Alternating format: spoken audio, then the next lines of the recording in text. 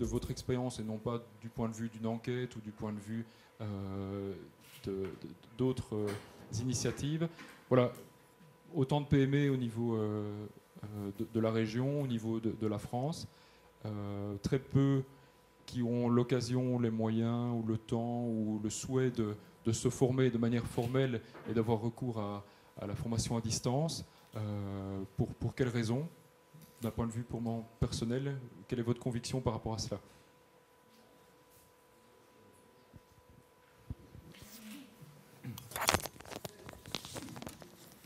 Alors, moi je suis très convaincu que ça vient essentiellement du contenu et de l'adaptation. C'est pas évident de le tenir comme ça. Je crois que j'ai plutôt le... Voilà.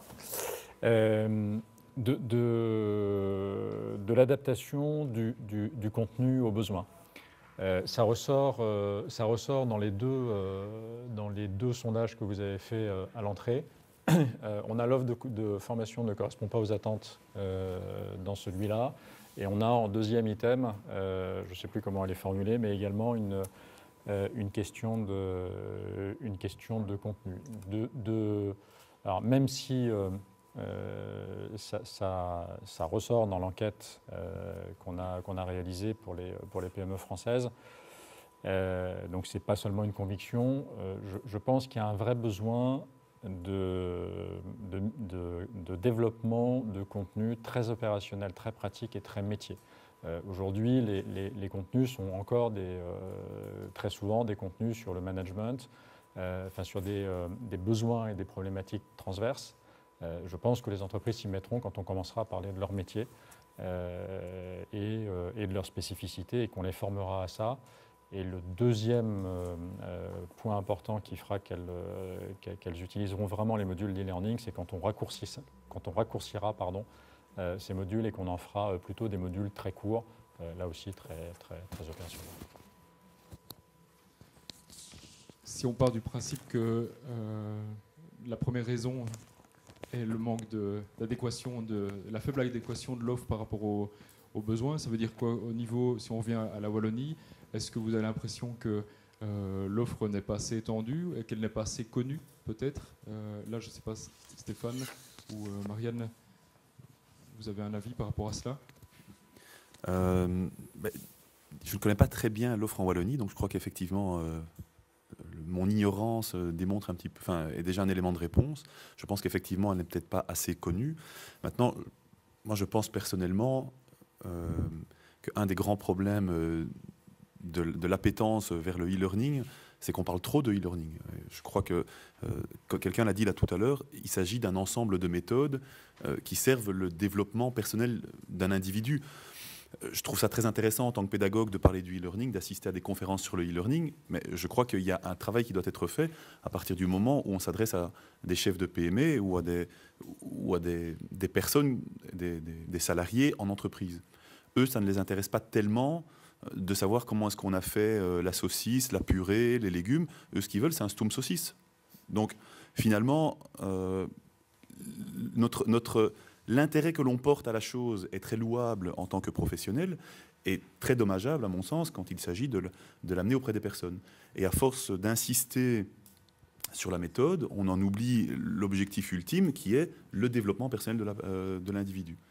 Donc, moi, je pense que ce qu'il faudrait faire, en tout cas au niveau des PME, mais aussi au niveau des grandes entreprises, c'est un petit peu recentrer le projet, recentrer le débat sur pourquoi est-ce qu'on se forme, qu'est-ce qui va motiver un adulte à se former en entreprise, qu'est-ce qui va motiver un patron à investir dans de la formation, et donc à libérer du temps, et donc à faire l'adéquation contenu-besoin, etc., etc. Mais la première question n'est pas qu'est-ce qui fait que le e-learning fonctionne ou pas, à mon sens. Donc ce serait plus un manque de formation, ou du moins... plutôt en tout cas un manque de stratégie face au développement. Et après, si on a décidé de développer une stratégie de développement ou de formation, quel est l'outil ou le moyen que l'on va mettre en place? Marianne, tu voulais réagir peut-être En fait, c'est un peu dans le même sens, in fine. Oui, moi, je pense que au niveau des formations un peu micro, des petits modules comme ça, on vient 3 heures à une formation en entreprise. souvent, la satisfaction des participants est mesurée, mais rarement on va jusqu'à mesurer l'impact, le retour sur investissement, disons, mais même l'impact direct sur la productivité à court terme, alors encore moins à moyen ou à long terme, ou l'impact sociétal de cette formation-là. Donc, en fait, on demande à l'e-learning une certaine rentabilité qu'on n'a pas demandé aux formations conventionnelles et que sans doute elles n'avaient d'ailleurs pas. Donc je pense que le débat est peut-être à mener différemment. Je pense que ce qui manque pour que la formation, et quand je parle de formation, c'est aussi de formation informelle, mais donc c'est plutôt le knowledge management progresse dans les entreprises, tout comme dans l'enseignement ou ailleurs d'ailleurs. Ce qui manque, c'est de penser une solution globale. Ce qui manque, c'est l'intégration. Quand on voit le témoignage ici de M. Mativi, je trouve que c'est un témoignage qui est assez mûr. Pourquoi ? Parce qu'on envisage l'e-learning comme le petit bout d'une solution globale qui va améliorer la performance de l'entreprise. Et c'est vraiment comme ça qu'il faut le voir. Il ne faut pas se demander par quoi on va remplacer notre séminaire de 2 heures. Il faut se dire comment est-ce que l'entreprise peut progresser. Et elle peut progresser en offrant un service qui va être meilleur et en offrant même des services qu'on n'offrait pas précédemment. Alors la discussion de la formation là-dedans, qu'est-ce qu'on appelle formation dans tout ça ? C'est peut-être pas du tout le même morceau qu'avant. Mais donc ce qui manque souvent, c'est de penser les choses de manière intégrée. Ne pas voir la formation toute seule, mais penser apprentissage et apprentissage de l'entreprise, apprentissage sous toutes ses formes. Voilà. Et l'e-learning, pour moi, est vraiment un bon moyen d'aller rendre l'entreprise plus efficace, d'attaquer des nouveaux marchés, des nouveaux segments, de faire des choses qu'on ne faisait pas avant. Mais c'est vraiment comme ça qu'il faut le penser. Pas du tout comme je vais remplacer ma demi-heure de formation par autre chose. Ça, c'est beaucoup trop étroit. Oui, une question où je rebondis parce que je suis tout à fait d'accord sur ce que dit Marianne. Et pour bien intégrer l'élément e-learning ou l'élément blended learning, on est très souvent sur des offres personnalisées parce que ça doit coller aux besoins de chaque entreprise qui a des besoins forcément différents.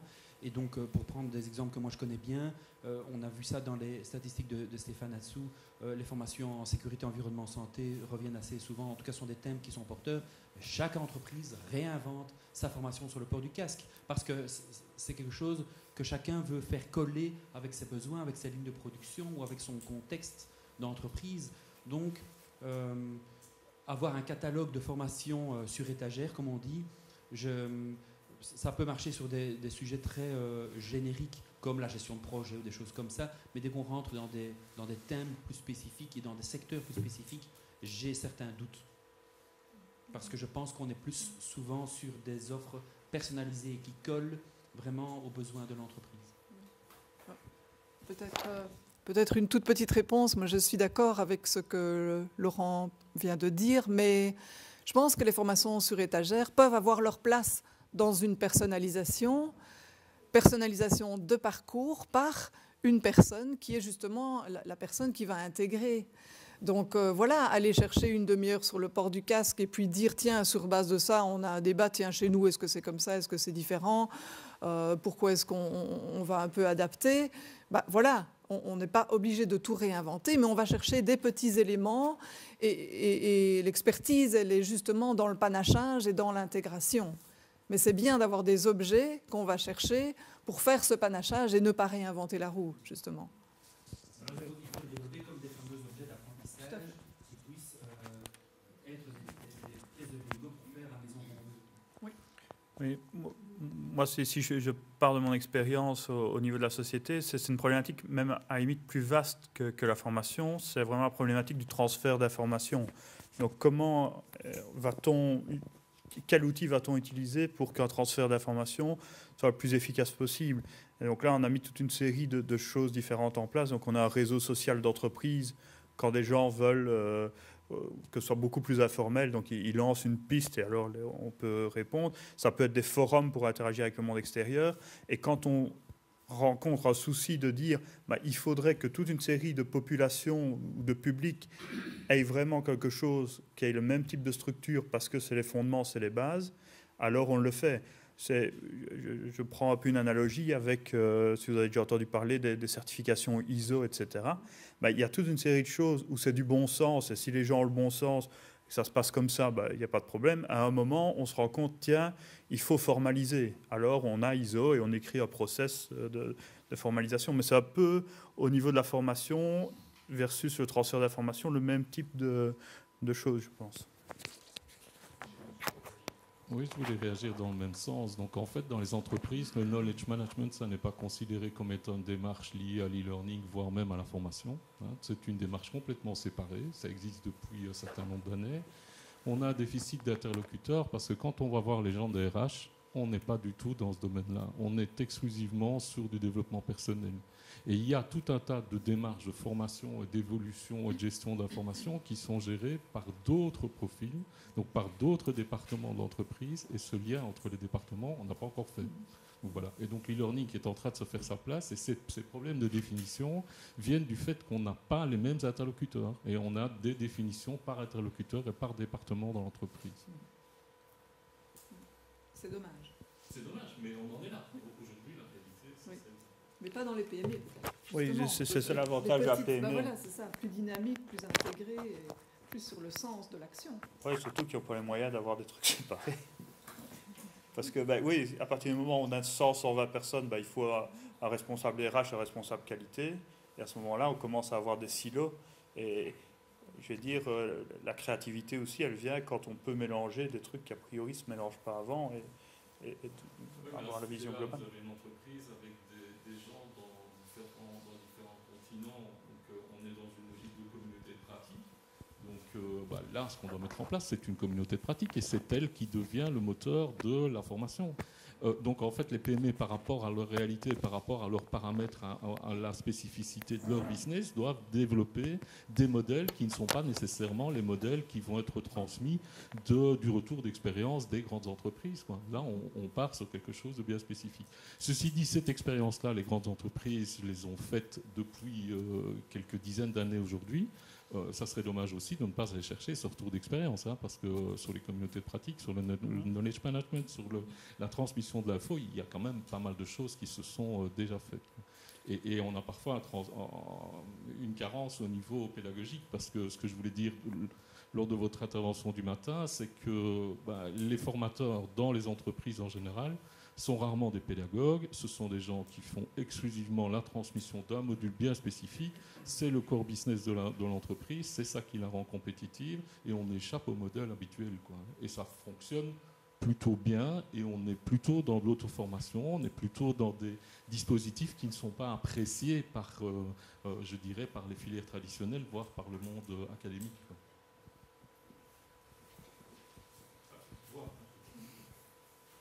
Moi, j'ai une question volontairement provocatrice. On a bien compris l'intérêt de formaliser une certaine forme de formation, en tous les cas de renforcer la formation et l'accompagnement, l'aide au développement dans les entreprises pardon, et dans les PME.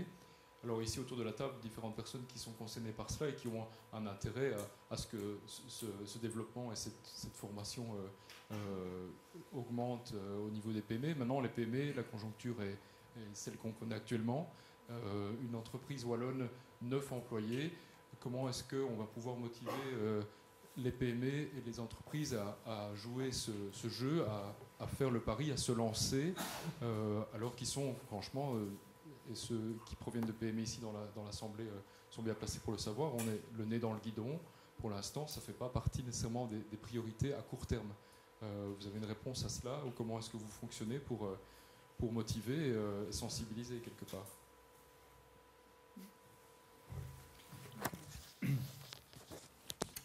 Effectivement, on a un certain nombre de réponses. C'est les pilotes qu'on a fait dans 2 régions en France pour la CGPME.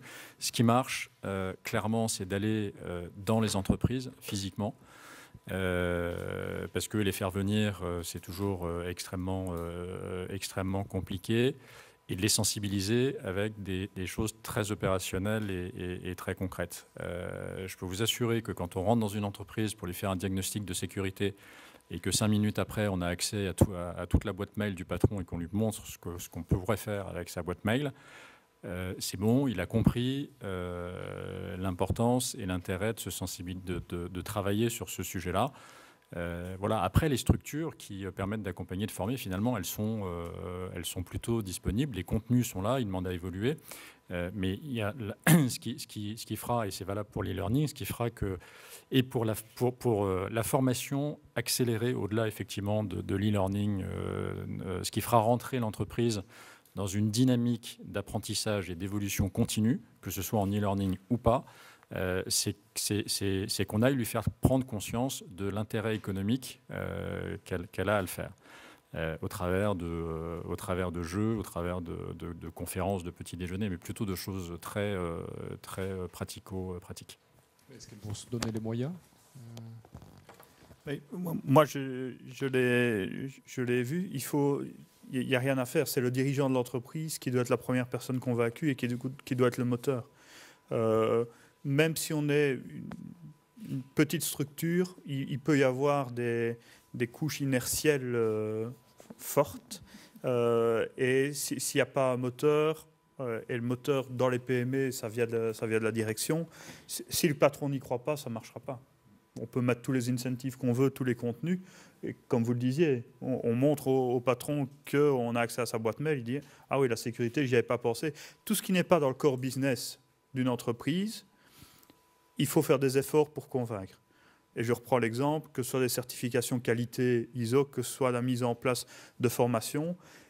À la limite, les gens vont dire « Ah ouais, on nous oblige encore à avoir des formations, mais on a autre chose à faire ». Donc il faut dire que c'est important, le montrer, et puis débriefer après et dire « Regardez, vous avez fait la formation, et alors, quelle que soit la méthode, que ce soit de l'e-learning, du présentiel, ou même de dire « Tu as une demi-journée pour aller t'informer sur tel sujet », il faut montrer à la personne après en disant « Tu vois, s'il n'avait pas fait ça, on n'aurait pas pu faire ça, et c'était bien ».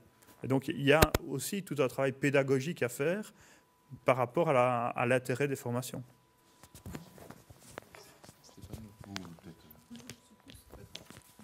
Je vais justement m'adresser à toi parce que je parlais avec un des collaborateurs la semaine dernière qui disait qu'au niveau PME, ça reste un défi. En tous les cas, de l'e-learning, il y a un challenge à relever là.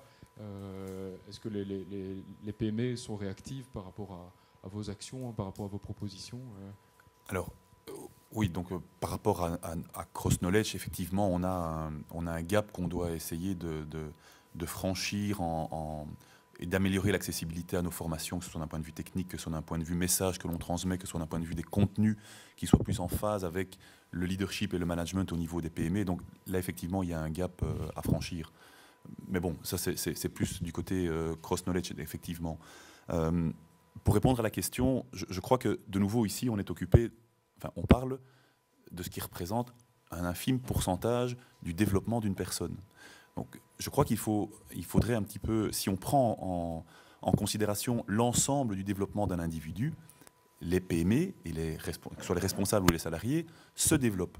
Je ne peux pas imaginer que ce soit évidemment des médecins, tous ces métiers, des professions libérales, que ce soit des carrossiers, que ce soit des boulangers, je ne peux pas imaginer que tous ces métiers-là soient restés avec les techniques d'il y a 15, 20 ans. Alors qu'ils se soient formés de manière très structurée dans un centre de compétences, en e-learning, pas en e-learning, je dirais à la limite, il faudrait voir dans l'absolu comment est-ce que les gens se forment. Moi, mon carrossier, j'ai été le visiter un peu trop souvent ces derniers temps, malheureusement. Il me parle avec énormément de passion de la manière dont, avant, il changeait comment on appelle ça, le truc qu'on enfonce, le pare-choc.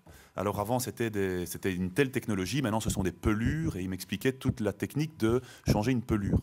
Il n'a pas parlé d'avoir suivi ça dans le centre de compétences, je ne sais pas s'il y en a un, ou il ne m'a pas dit que c'était la marque Intel qui l'avait formé, il ne m'a pas expliqué la recette, il m'a juste dit, voilà, ça a changé, et visiblement, il avait trouvé une manière de se former.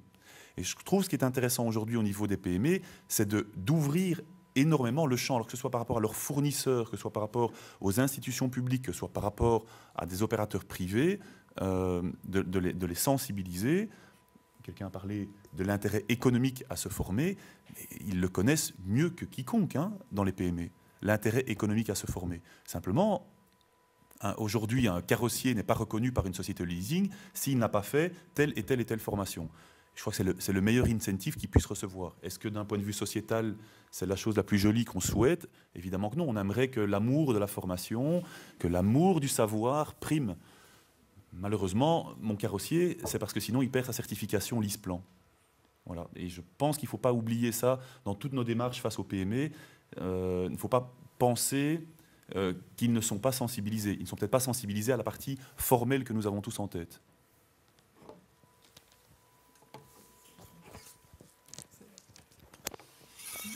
C'est exactement en fait ce que j'allais dire. J'allais dire qu'en fait, il n'y a aucun chef d'entreprise à qui il faut expliquer que ses clients ne seront pas toujours les mêmes, que les besoins de ses clients vont évoluer et que donc ses produits doivent évoluer. Tout le monde sait ça tombe sous le sens. Maintenant, si on demande à un chef d'entreprise qu'est-ce que vous devez apprendre, qu'est-ce que vous apprenez au quotidien, qu'est-ce que vous avez appris aujourd'hui que vous ne saviez pas hier, et d'où vient cette connaissance, c'est là que ça commence à être intéressant parce qu'ils se rendent compte que la connaissance, elle ne vient pas toujours de là où on l'attend. Et peut-être qu'elle pourrait, et peut-être qu'on pourrait rendre les choses plus efficaces en la partageant un peu mieux. Donc, quel est le flux de la connaissance et quelle place est-ce que l'e-learning prend là-dedans? Je pense que si on le réfléchit globalement, il n'y a aucun chef d'entreprise qui va trouver que ce n'est pas intéressant, quoi. Voilà, simplement.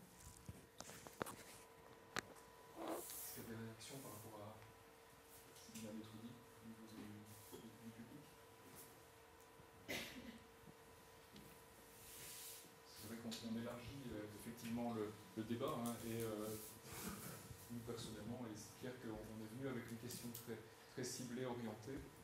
Avec une question vraiment très ciblée, très orientée. On est très heureux que le débat s'élargisse parce que finalement, on remet l'église au milieu du village, on remet l'e-learning à la place que l'on souhaite, c'est-à-dire un outil évidemment parmi d'autres, dans une formation, dans un développement personnel et professionnel de la personne. Donc, il est certain qu'on ne va pas pousser absolument vers cette technologie-là, vers cette approche-là.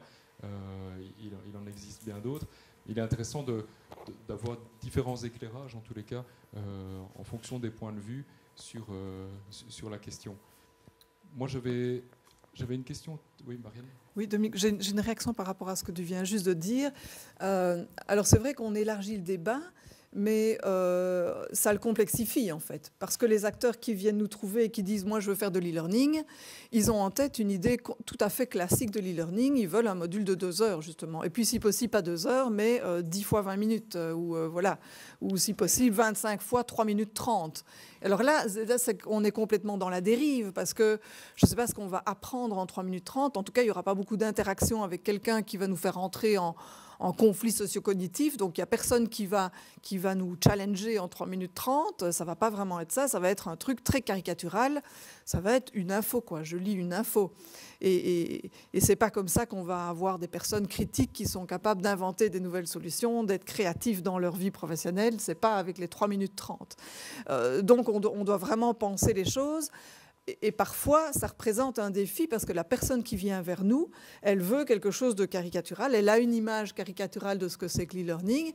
Et il faut commencer par déconstruire ce qu'elle a en tête avant de lui permettre de se dire « Ah oui, mais finalement, ça peut être aussi ça, mais ça va être super. Et finalement, ça va toucher beaucoup plus de points dans mon entreprise que ce que je pensais au départ. » C'est pas forcément facile, quoi.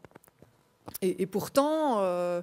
c'est ça qui offre le plus de satisfaction in fine, quand on peut dire, bah oui, c'est vrai, le petit module, allez, la demi-heure, là, ça va être utile, mais à côté de ça, il faut convaincre 5 collègues de mener telle action, il faut avoir un contact peut-être aussi qui soit en live, parce que ça, c'est très motivant. Il faut mettre ensemble 4 bases de données de l'info au quotidien, et puis faire un espèce de digest et demander à 3 personnes de l'entreprise d'avoir un avis critique sur le digest. Ça va leur prendre 1/4 d'heure par semaine et ça va servir tous les membres de telle communauté de l'entreprise. Enfin, et toutes ces pièces-là vont se mettre ensemble et l'apprentissage va devenir quelque chose de fun, quoi.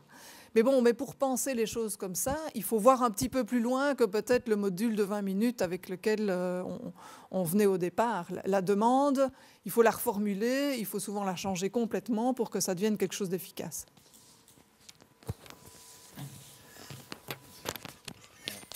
Je voudrais juste compléter avec...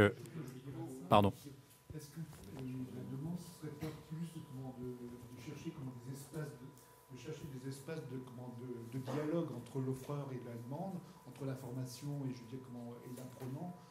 Parce que comme je me suis parlé, comment le carrossier, comment le pare-choc il a évolué, maintenant c'est un petit peu lu.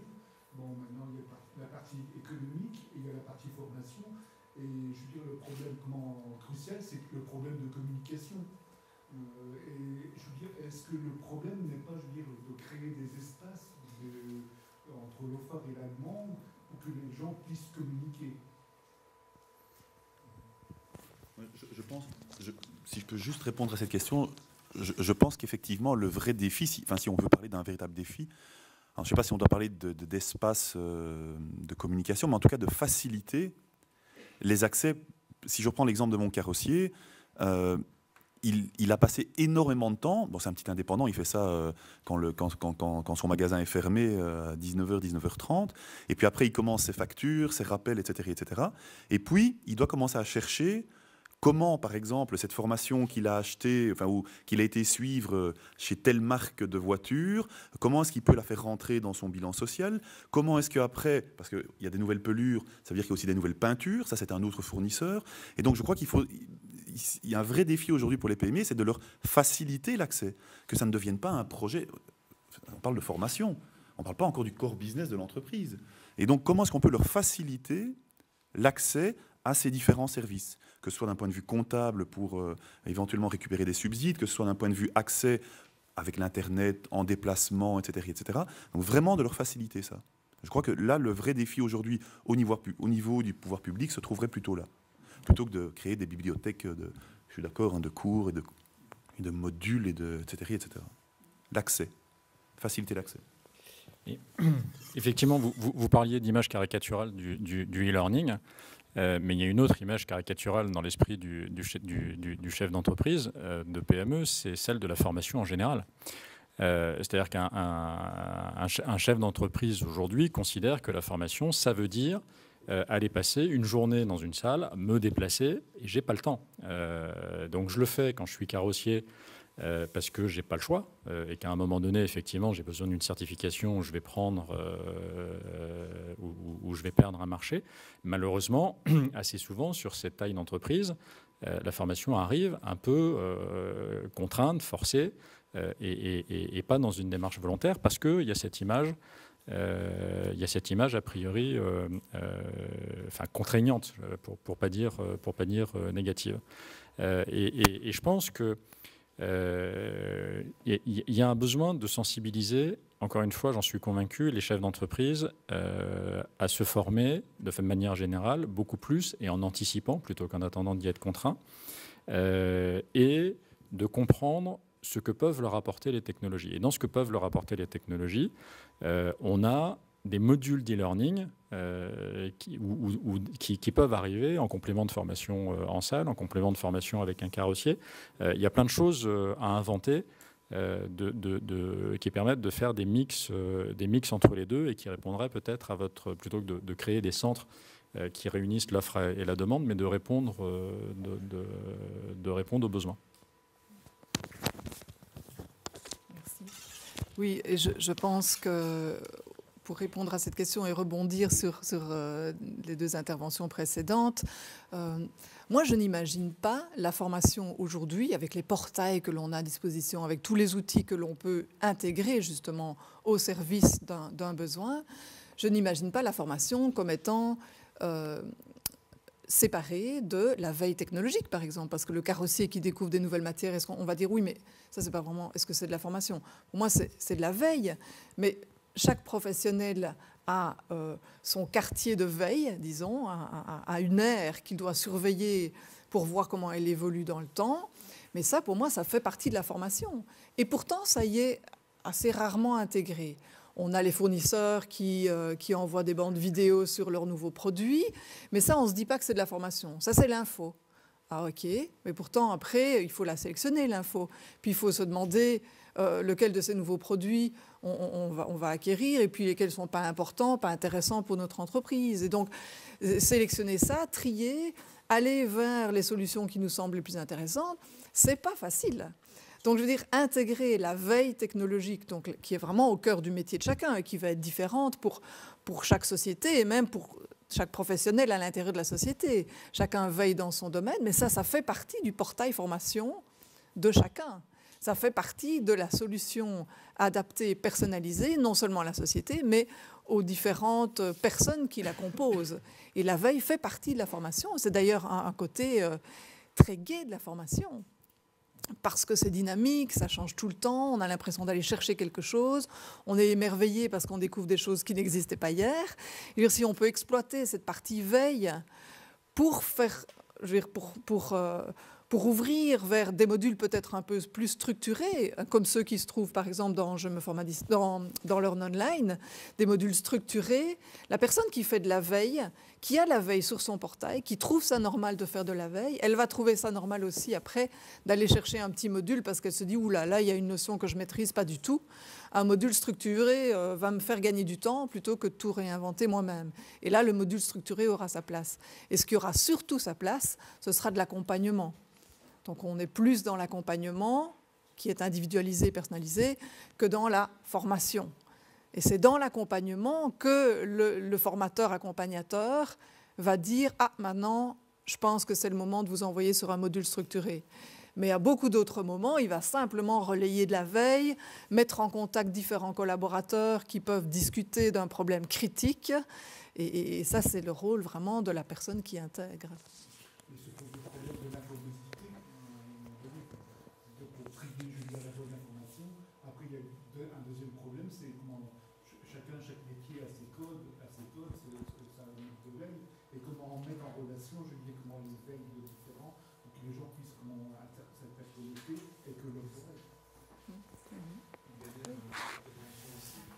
Nous débordons du temps qui était imparti. Je sais que M. Mathilly doit nous quitter. Je vous propose, si éventuellement vous devez absolument partir, de nous quitter. Merci. On reprendra peut-être pour la suite.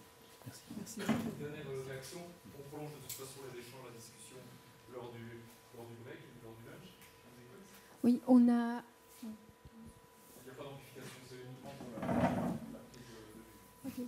On a beaucoup parlé des freins qui sont liés à la perception du contenu, à la perception de l'offre, du temps qu'on doit consacrer dans la formation à l'e-learning, mais on n'a jamais abordé la question financière. Donc, quel est le frein financier? Ou est-ce qu'il y a des études qui disent l'aspect financier, surtout sur une PME, est quelque chose d'important et ils ne voient pas l'intérêt d'investir financièrement là-dedans par rapport au return qu'ils pourraient avoir au niveau du contenu ou du temps consacré à ça.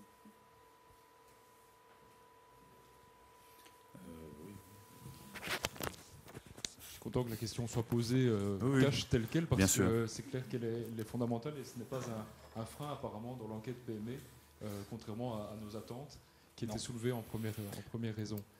Ouais. Stéphane, pardon. Oui. Non, j'allais dire que c'est pas cher, donc c'est pour ça que c'est pas un frein. Disons que je connais très mal le monde des PME, mais il me semble, d'après ce que j'ai lu ou ce que j'entends et ce que je vois en ligne via une certaine veille malgré tout, c'est qu'il y a pas mal de formations, et en France également, pas mal de formations subsidiées, que ce soit par les autorités publiques, que ce soit par les secteurs, que ce soit par d'autres organismes. Et que finalement, je crois qu'en France, vous appelez ça les OPCA, ils sont des sortes d'organismes collecteurs qui réinvestissent après l'argent en formation. Je ne pense pas que l'argent, que la démarche financière soit un frein.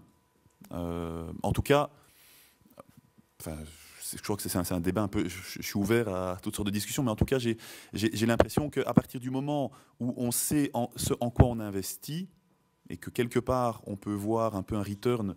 C'est dommage qu'il soit parti parce que je crois qu'il aurait pu nous expliquer la démarche de business plan qu'il doit y avoir derrière le projet de la société IP Trade, parce qu'il y a une démarche économique derrière ça. Je ne pense pas que ce soit un frein. Peut-être que le frein se situe au niveau de comment est-ce que je calcule, comment est-ce que finalement je fais mon plan financier et comment est-ce que je vais chercher des budgets, qu'ils soient publics, qu'ils soient sectoriels ou qu'ils soient des fonds propres. Non, pas cher, c'était pour rire, hein, excusez-moi. Ça peut aussi renforcer la perception de la qualité du contenu, puisqu'on est lié un peu à ce que vous avez dit précédemment, qu'on est dans la recherche de l'information en ligne, gratuite, etc. Je sais pas. Oui, c'est vrai qu'il y a une perception, mais je suis tout à fait d'accord. Au début quand j'ai commencé ma carrière dans le e-learning fin des années 90, début 2000, il y avait effectivement une perception de ce qui était en ligne était gratuit. Je crois que cette perception perdure encore un peu aujourd'hui. C'est en ligne, c'est gratuit et c'est de qualité douteuse. C'est pas grave vu que c'est gratuit. Donc c'était un petit peu ce face à quoi on se trouvait début des années 2000. Je pense que c'est un petit peu évolué, que ce soit à n'importe quel niveau, pas nécessairement la formation en ligne, mais il y a énormément de choses qui sont payantes en ligne et qui sont de très bonne qualité. Il y a des choses également qui sont gratuites et de très bonne qualité. Je prends toujours l'exemple des conférences TED que vous connaissez sans doute, qui sont d'une excellente qualité, tant d'un point de vue contenu que d'un point de vue multimédia, et qui sont tout à fait gratuites. Entre parenthèses, vous pouvez couper ça au montage.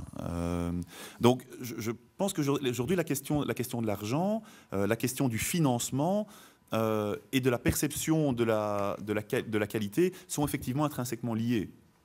Mais c'est là qu'il y a des organismes comme le LabSet qui peuvent justement aider les organismes à prendre une décision.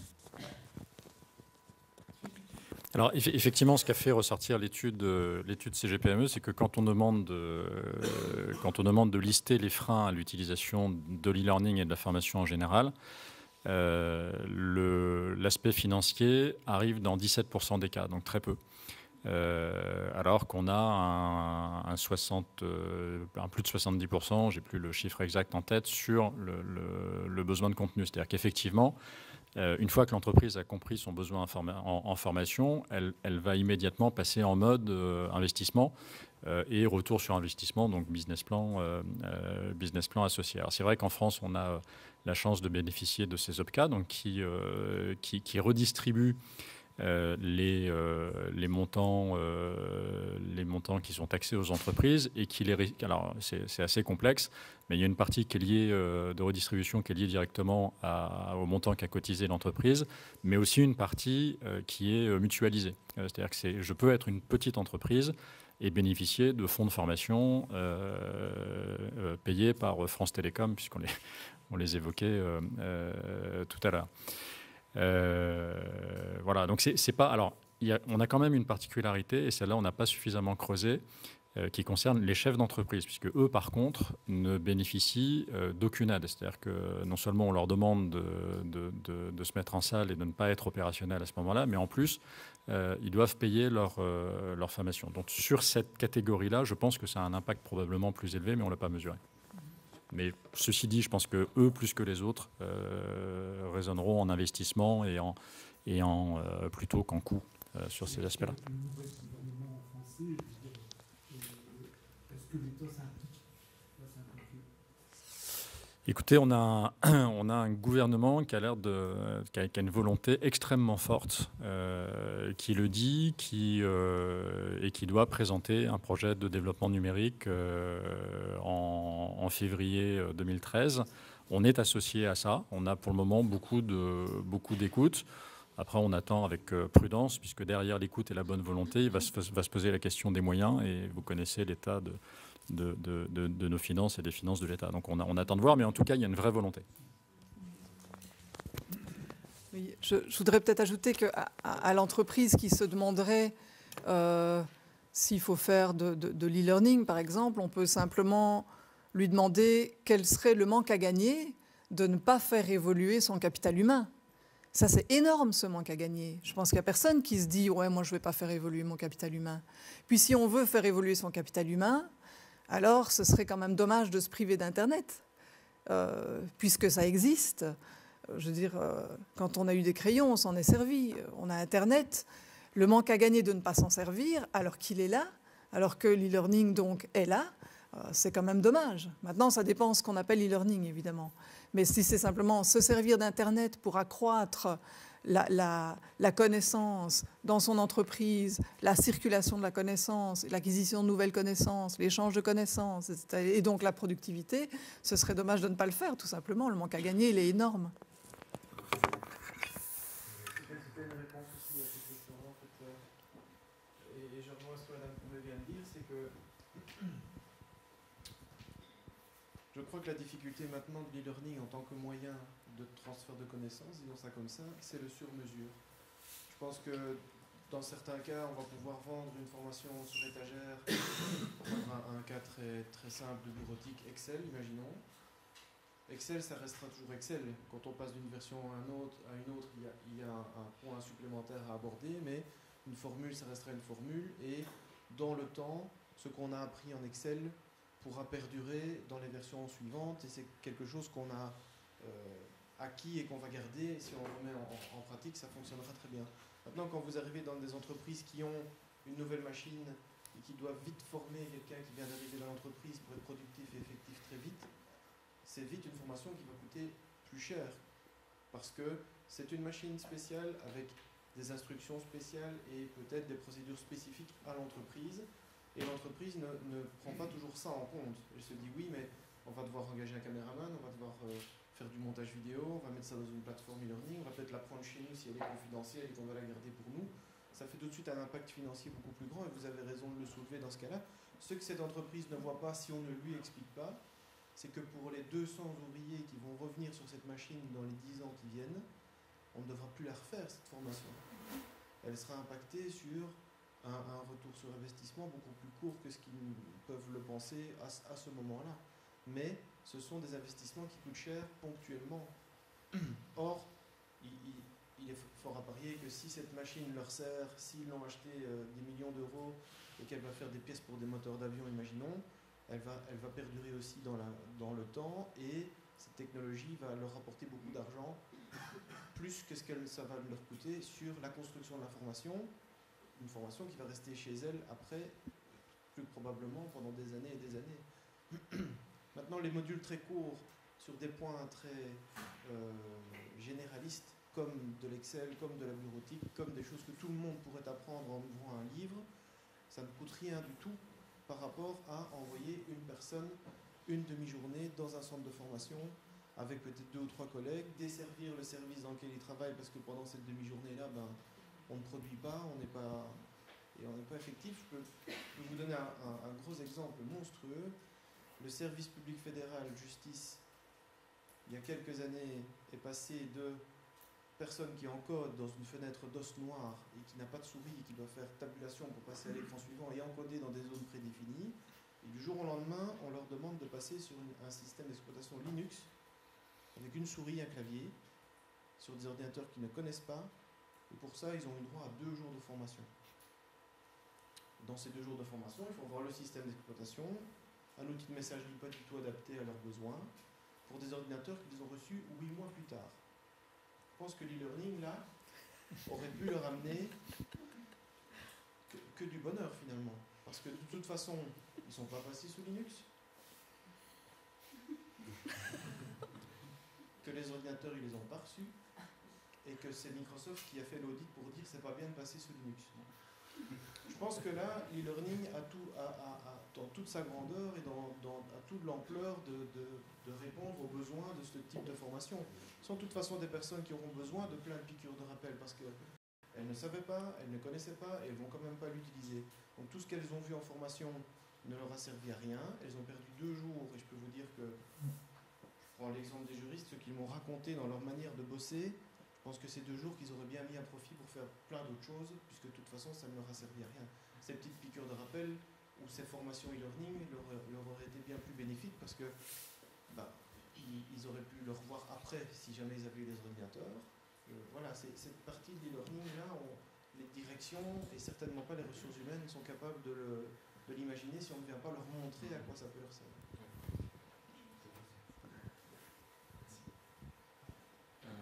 Je vois que donc il est presque 13h, hein, donc on a commencé un peu plus tard, on termine effectivement un peu plus tard. Moi, je vous propose de poursuivre cette discussion autour du lunch. Il est certain que nous n'avions pas l'ambition de solutionner tous les problèmes ou de répondre à toutes les questions durant cette matinée. Il est d'autant plus certain que peut-être la discussion et la rencontre a suscité d'autres questions, d'autres débats, et c'était certainement le but, au vu aussi de la diversité du public et des participants, issus de la fondation, issus des entreprises, des PME, différents organismes. C'est aussi évidemment une occasion de se rencontrer et d'échanger autour d'une table et autour d'un buffet sandwich qui vous attend maintenant. Voilà, je vous remercie pour votre attention au nom de l'équipe du LabSet, au nom de l'équipe de Format Web et au nom de l'Interface aussi, qui est notre partenaire et qui nous accueille ici dans ces bâtiments donc, du Science Park. Voilà, merci.